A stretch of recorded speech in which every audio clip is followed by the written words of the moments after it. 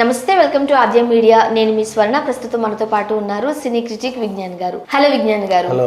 నిహారిక గారు డివోర్స్ కి సంబంధించి, తన పర్సనల్ లైఫ్ కి సంబంధించి ఒక పక్క నడుస్తూ ఉంటే, తను మళ్ళీ కెరీర్ లో పుంజుకోవడానికి లేకపోతే కెరీర్ స్టార్ట్ చేయడానికి ఉత్సాహంగా ఉన్నట్లుగా వార్తలు వస్తున్నాయి. సో ఆ కోవలోనే నాని 30వ సినిమాలో నిహారిక గారు కనిపించబోతున్నారు అంటూ వార్తలు వస్తున్నాయి. ఎలా ఉండబోతుంది అంటారు క్యారెక్టర్? ఒక మంచి ఫ్రెండ్ రోల్ అంటే హీరోయిన్ కాదు, హీరోయిన్ మృణాల్ ఠాకూరే. నిహారిక గారిని నాని గారి పక్కన హీరోయిన్ గా పెడతారా? లేదు, నానిగారే ఒక పాపకి తండ్రి దాంట్లో. సో ఒక మంచి ఫ్రెండ్ క్యారెక్టర్ మంచి ఫ్రెండ్ క్యారెక్టర్ అంటే మేబీ ఆ పిల్లని చూసుకోవడానికి ఉండే ఒక పక్కింట్లో ఒక పాప ఉందంటే ఇంకొకరు వచ్చి ఊకే ఆడుకుంటూ ఉంటారు కదా, వాళ్ళకు ఫ్రెండ్స్ అయిపోతూ ఉంటారు. అలాంటి ఒక మంచి క్యారెక్టర్ అని కూడా అనుకోవచ్చు.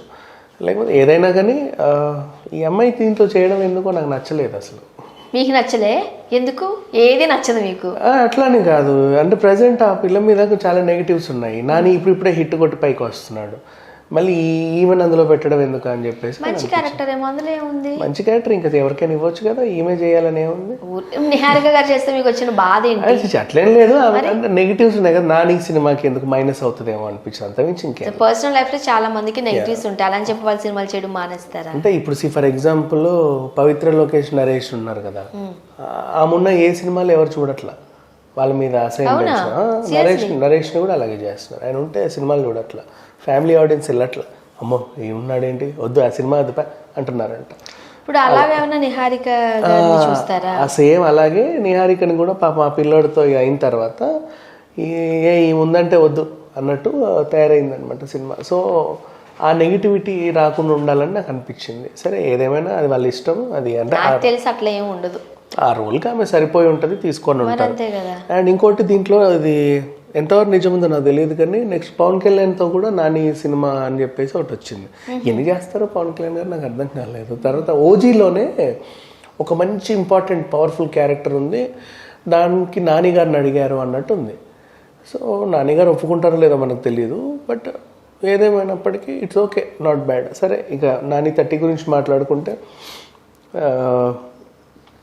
దసరా తర్వాత మంచి కొత్త లుక్లో వస్తున్నాడు అబ్బాయి, క్లాస్గా డీసెంట్గా ఉన్నాడు. అండ్ మళ్ళీ మృణాల్ ఠాకూర్ గురించి చెప్పాల్సిన, ఆమె కూడా క్లాస్గా డీసెంట్గా ఉంటుంది, సీతారామం లాగా. సో ఒక నీట్ మజిలీ లాంటి ఒక అందమైన సినిమా అనుకోవచ్చు చెప్పాలనుకుంటే. మరి అంత డీసెంట్ సినిమా ఇప్పుడు పాన్ ఇండియా లెవెల్కి వచ్చాడు. నెక్స్ట్ కూడా ఇంకా ఏదన్నా ఉంటే మళ్ళీ మాస్కి దగ్గర అవుతాడు కదా అని ఇప్పుడు మళ్ళీ అదే పందాకు వచ్చాడు. అండ్ యాక్చువల్గా ఇప్పుడు నాని మళ్ళీ ఒక 7-8 ఏళ్ల పాపకి తండ్రిగా అట్లా చేస్తే కెరీర్లో ఏమైనా కాస్త ఇబ్బంది పడే అవకాశం లేదంటే? అట్లేం లేదు. ఇప్పుడు వెంకటేష్ గారు కానీ నాని గారు కానీ మళ్ళీ హీరోగా చూస్తాం, అంత పెద్ద పిల్లలకి తండ్రిలా కూడా చూస్తాం, అదంతే, అది వేరే విషయం. ఈవెన్ రామ్ చరణ్ గారు, అల్లు అర్జున్ గారు ఎలా డిఫరెంట్ కథలతో మన ముందుకు వస్తున్నారో, నాని గారు కూడా అలాంటి డిఫరెంట్ కథతోనే రావచ్చు కదా. ఆల్రెడీ దసరాతో ఒక మాస్ ఎలిమెంట్తో వచ్చారు, ఇంకో ఏదన్నా కొంచెం యాక్షన్ థ్రిల్లర్ లాగా ట్రై చేయొచ్చు కదా. అదే విమర్శ ఉంది, మళ్ళీ ఒక యాక్షన్ ట్రై చేస్తే పాన్ ఇండియాలో మార్కెట్ కాపాడుకున్నట్టు ఉంటుంది. ఇంత సాఫ్ట్ గా చేస్తే కొన్ని చోట్ల నచ్చకపోవచ్చు, అట్లా అని చెప్పేసి అనుకున్నారు జస్ట్ బేసిక్గా. బట్ ఓవరాల్గా అయితే it's okay, not bad. And Mrunal Thakur అంటే ఇక మంచిగా అందరికి అయిపోయింది, ఇది క్లాస్ సినిమా అంటే లైక్ మల్టీప్లెక్స్లో చూసే సినిమా, లేదా ఓటీటీకి వచ్చాక డీసెంట్గా ఫ్యామిలీతో ఇంట్లో కూర్చొని చూసే సినిమా. ఇక పాన్ ఇండియా లెవెల్లో దీనికి ఏం ఉండదేమో అని చెప్పేసి వస్తున్నాయి. కానీ సీతారామం సినిమాతో పాటు ఆమెకు మంచి పేరు వచ్చింది. అండ్ మృణాల్కి కూడా ఈ సినిమా బాగా హెల్ప్ అయ్యే ఛాన్స్ ఉంది. అండ్ ఓవరాల్గా చూసుకుంటే ఓకే. నాకు తెలిసి ఆ చైల్డ్ ఆర్టిస్ట్ ఎవరైతే ఉన్నారో ఇంకా రివీల్ చేయలేదు, ఆ పిల్లకి అవార్డులు ఏమైనా ఇస్తారేమో అని నాకు అనిపిస్తుంది. ఎందుకు? ఆమె క్యారెక్టర్ చాలా అసలు అందరినీ డామినేట్ చేసేలాగా ఉంటుందని టాక్ వచ్చింది. ఓకే, ఇప్పుడు అది కూడా ఒక మైనస్ అని అనుకోవచ్చు కదా ఈ టైంలో నాని గారికి. సో మీరు అన్నట్టు ఆ క్రెడిట్ అంతా పాపకి వెళ్ళిపోతే మరి వీళ్ళకి పర్ఫార్మెన్స్ అదే అంటున్నా. ఇప్పుడు అదే కాపాడు, ఇప్పుడు హీరో సెంట్రిక్ సినిమా చేయండి అని అందరు అంటున్నారు, అదే గోలా ఇక్కడ. ఇప్పుడు మృణాల్ ఠాకూర్ని పెట్టామంటే సీతారామంలో సీత ఎంతో రాముడు అంతా, అవునా? ఇక్కడ ఇప్పుడు నానికి ఎంత ఇంపార్టెన్స్ ఇవ్వాలి, ఆ పిల్లకి అంత ఇంపార్టెన్స్ ఇవ్వాలి. సో సగం 50-50 ఇంపార్టెన్స్ అయింది. నెక్స్ట్ ఇప్పుడు వీళ్ళకి కథంతా ఒక పాప చుట్టూ నడుస్తుందంటే పాప మీద ఫోకస్ ఉంటుంది. అంటే దసరాలో కూడా మీరు చూసారా, హీరోతో పాటు హీరో ఫ్రెండ్ ఎవరైతే హీరో అని అనుకున్నామో, కీర్తి సురేష్ చేసుకునే అబ్బాయి అని అనుకున్నామో, వీళ్ళిద్దరిది సేమ్ ఒకటే. ఈ అబ్బాయిని కూడా హీరోగానే చూపించారు. సో చచ్చిపోయాడు అని అంటే అబ్బాయి హీరోగానే చచ్చిపోయాడు.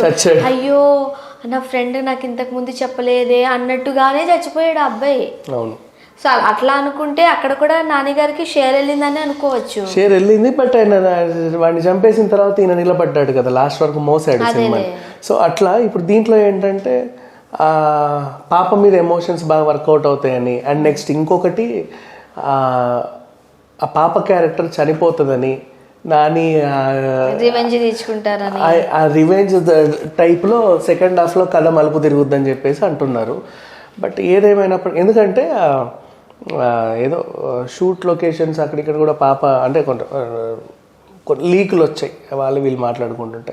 ఫస్ట్ అవంతా డీసెంట్గా మంచి ఫ్యామిలీ, అందమైన ఫ్యామిలీ, ఒక అందమైన డాటర్, అలా అలా అలా వెళ్తూ చుట్టుపక్కల ఒక మంచి ఫ్రెండ్ అలా వెళ్తూ సడన్గా ఇంటర్వెల్ ట్విస్ట్ పాపని చంపేస్తే. జై చిరంజీవి అలానా అన్ని సినిమాలు వస్తున్నాయి, అదే అంటున్నారు. సో నాని 30 సినిమాకి ఎన్ని గండాలంటే అన్ని రకాల గండాలే. ఒకవైపు ఏమో నువ్వు పాన్ ఇండియన్ మార్కెట్ని పాడు చేసుకుంటున్నావు అని ఒకరు, నువ్వు కథలు అందరికి ఇంపార్టెన్స్ ఇచ్చి నీ ఇంపార్టెన్స్ తగ్గించుకుంటున్నావు అని ఒకరు, అండ్ నెక్స్ట్ ఈ సినిమా దానిలా ఉంది దీనిలా ఉంది అని ఒకరు, రొటీన్ డ్రామా అని ఇంకొకరు, ఆల్రెడీ చాలామంది చేశారు కదా అని ఒకరు. ఎంతమంది చేసినా నాని ఎలా చేస్తాడో చూడాలన్న వాళ్ళు ఉన్నారే తప్పితే ఏ రకంగా చూసుకున్నా కొంచెం ఇట్లయితే ఉంది. కాకపోతే బిజినెస్ మాత్రం ఇరగదీస్తుంది సినిమా మాత్రం. మొన్న ఆడియో హక్కులన్నీ టీ సిరీస్ వాళ్ళు 7 కోట్లు ఇచ్చేశారు బ్లైండ్గా. అండ్ నెక్స్ట్ ఆల్రెడీ అడ్వాన్స్లు ఇచ్చేసారు అందరూ, సూట్ కేసులు పట్టుకొచ్చి మేము డిస్ట్రిబ్యూట్ చేస్తాం అని చెప్పేసి. అంటే మొన్న 3 రోజుల్లో 100 కోట్లు తెచ్చాడు కదా, సో అందుకని ఇప్పుడు సూట్ కేసులు ఎక్కువ అయ్యాయి. కానీ మరి క్లాస్ సినిమా వెళ్ళిపోతుంది, దాన్ని ఎట్లా ఇంత క్లాస్గా ట్రై చేస్తే ఊపిరి అవును చాలా క్లాస్, అది అంత ఓవర్ క్లాస్ కూడా జనాలు తట్టుకోవడం కష్టం.